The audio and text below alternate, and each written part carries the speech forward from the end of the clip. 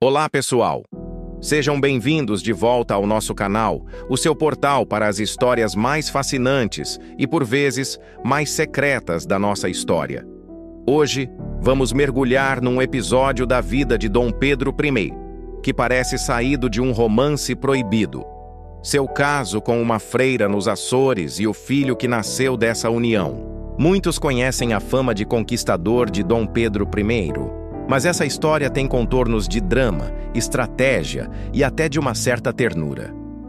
Vamos voltar para o ano de 1832. Dom Pedro, já não mais imperador do Brasil, era o Duque de Bragança e estava nos Açores, mais precisamente na Ilha Terceira. Ele não estava lá de férias, claro. Estava no meio da Guerra Civil Portuguesa, organizando suas tropas para lutar contra seu irmão, Dom Miguel, que havia usurpado o trono de sua filha, a Rainha Maria II. Era um cenário de guerra, de tensão, de soldados por toda a parte. E é nesse ambiente que Dom Pedro conhece Ana Augusta Peregrino Faleiro Toste. Ela tinha apenas 23 anos e era freira no convento de São Gonçalo. Agora, quando pensamos em conventos do século XIX, imaginamos lugares de total reclusão, de silêncio e oração. Mas, segundo relatos da época, como o do mercenário escocês Charles Shaw, a realidade na Ilha Terceira era um pouco diferente. Ele escreveu que, embora as freiras fossem muito corretas durante o dia, ao anoitecer, os conventos se tornavam centros de socialização, com as portas abertas para os oficiais e soldados. Foi nesse contexto que Dom Pedro e a jovem freira Ana Augusta se envolveram. E desse relacionamento nasceu um menino. A criança veio ao mundo ainda em 1832 e foi batizada com o nome de Pedro. Mas como criar o filho de um duque regente e de uma freira em plena guerra civil sem causar um escândalo monumental? A solução encontrada por Dom Pedro foi digna de um roteiro de cinema. O bebê foi secretamente levado de barco dos Açores para Lisboa. Lá, ele foi colocado na famosa Roda dos Enjeitados da Santa Casa de Misericórdia. A roda era um mecanismo giratório onde mães, em desespero, podiam deixar seus filhos anonimamente para serem cuidados pela instituição. Ao colocar o pequeno Pedro ali, a identidade da mãe ficaria protegida e a criança seria acolhida como órfã. Mas o plano de Dom Pedro era ainda mais elaborado. Pouco tempo depois, em 30 de dezembro de 1833, ele organizou uma visita oficial à Santa Casa. Durante a visita, convenientemente, o sino da Roda dos Enjeitados tocou. Um funcionário trouxe um bebê recém-chegado. Dom Pedro, interpretando o papel de um monarca benevolente, pegou a criança nos braços e, diante de todos, declarou-se enternecido pelo destino do menino.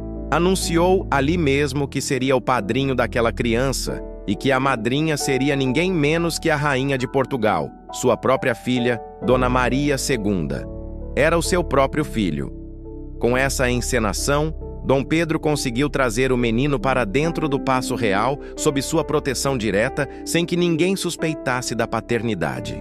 O garoto passou a ser conhecido como Pedro Real, crescendo sob os cuidados do palácio.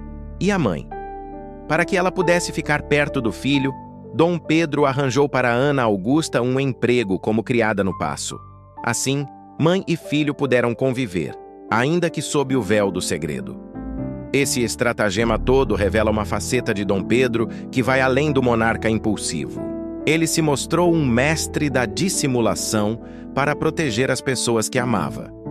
Ele queria evitar um escândalo que pudesse prejudicar sua causa liberal na guerra e, principalmente, não queria que sua segunda esposa, a imperatriz Dona Amélia, com quem tinha uma relação de muito afeto e respeito, soubesse do caso. Apesar de todo esse esforço, a história do pequeno Pedro Real teve um final triste. O menino, que foi reconhecido por Dom Pedro em seu testamento sob o nome de Pedro de Alcântara Brasileiro, faleceu com apenas 4 ou 5 anos de idade.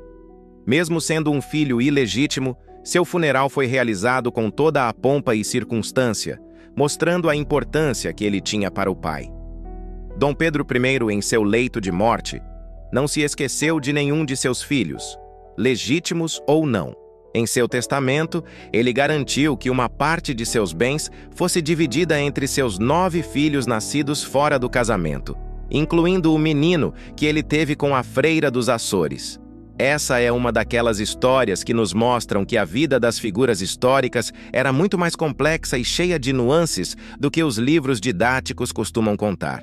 Um duque em guerra, uma freira, um amor proibido e um plano engenhoso para proteger um filho. É a prova de que, por trás dos grandes feitos políticos e militares, existem dramas humanos profundamente tocantes. O que vocês acharam dessa história? Já conheciam o caso do filho de Dom Pedro I com a freira Ana Augusta? Deixem seus comentários aqui embaixo, eu adoro ler a opinião de vocês e aprender junto. Muito obrigado por assistirem a mais este vídeo. Se você gostou de desvendar mais esse segredo da história, não se esqueça de deixar o seu like, se inscrever no canal e ativar o sininho para não perder os próximos episódios. A gente se vê em breve.